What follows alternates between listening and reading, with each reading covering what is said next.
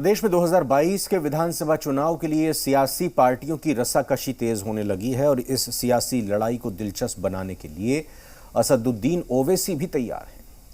तो वहीं एआईएमआईएम अध्यक्ष ओवैसी ने ऐलान किया है कि उनकी पार्टी उत्तर प्रदेश में 100 सीटों पर चुनाव लड़ेगी और उसके लिए ओम प्रकाश राजभर की सुहेलदेव भारतीय समाज पार्टी समेत कई छोटी पार्टियों के साथ गठबंधन की तैयारी है।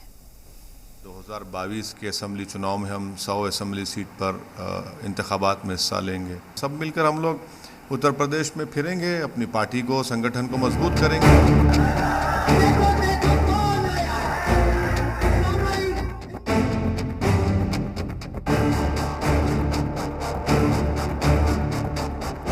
ओवैसी तैयार हैं उत्तर प्रदेश की सियासी लड़ाई में नई अंगड़ाई के लिए। 2022 के विधानसभा चुनाव से पहले बिसात बिछने लगी है। नए साथी ढूंढे जा रहे हैं ताकि नई रणनीति के साथ हल्ला बोल दिया जाए।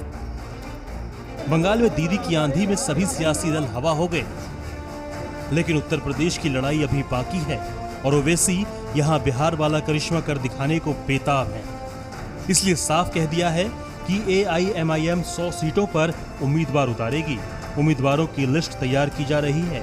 भागीदारी संकल्प मोर्चा के तहत ओम प्रकाश राजभर की पार्टी से गठबंधन हो चुका है और भी कई छोटे सियासी दलों को साथ लाने की कवायद चल रही है।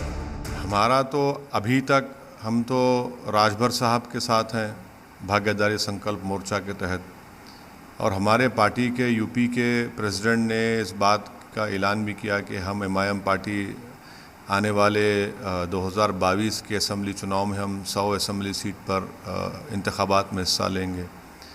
हमने लोगों से एप्लीकेशन लेना भी शुरू कर दिया।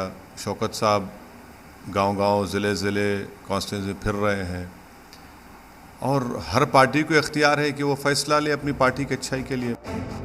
असदुद्दीन ओवैसी ने 2017 के विधानसभा चुनाव में भी अपने उम्मीदवार उतारे थे। 38 सीटों पर एआईएमआईएम के उम्मीदवारों ने चुनाव लड़ा, लेकिन सभी जगह उनकी जमानत जब्त हो गई। लेकिन ओवैसी अपनी सियासी विरोधियों को आगाह कर रहे हैं कि 2017 और 2022 के बीच बड़ा फर्क आ चुका है। 5 साल से ज़्यादा जो पिछले असेंबली चुनाव में हम लड़े थे और अब में बहुत फ़र्क आ चुका है। ये अलग बात है कि लोगों को समझ में नहीं आ रहा, दिख नहीं रहा, बट ज़मीन पर बहुत अच्छा काम हो रहा है। हम खुद जाकर वहाँ पर काम करेंगे। कोविड की सेकेंड वेव की वजह से हम रुक गए, वरना तो हम जा रहे थे, फिर जाएंगे, अच्छा करेंगे। अगर ओवैसी और उनके गठबंधन ने दम दिखाया तो कईयों का खेल बिगड़ सकता है। माना जाता है कि उत्तर प्रदेश में मुस्लिम वोट बैंक 20% के करीब है और ये 140 से ज्यादा सीटों पर मुस्लिम वोट बैंक काफी असर डाल सकता है। पश्चिमी उत्तर प्रदेश, तराई वाले इलाकों के अलावा पूर्वी उत्तर प्रदेश में भी मुस्लिम वोट बैंक काफी अहम बताया जाता है।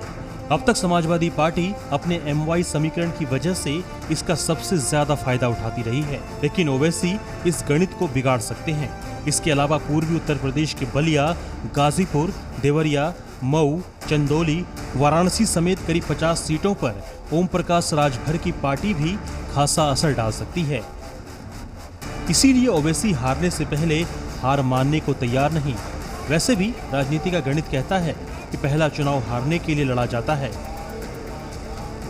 उत्तर प्रदेश के चुनाव में 100 असेंबली सीट पर इलेक्शन लड़ेंगे। इस सिलसिले में एप्लीकेशन भी जो प्रोस्पेक्टिव उम्मीदवार उनसे ले रहे हैं, ज़मीन पर जाकर काम भी कर रहे हैं और पिछले ज़िला परिषद चुनाव हुए हैं, हमारा बेहतर नतीजा निकला है।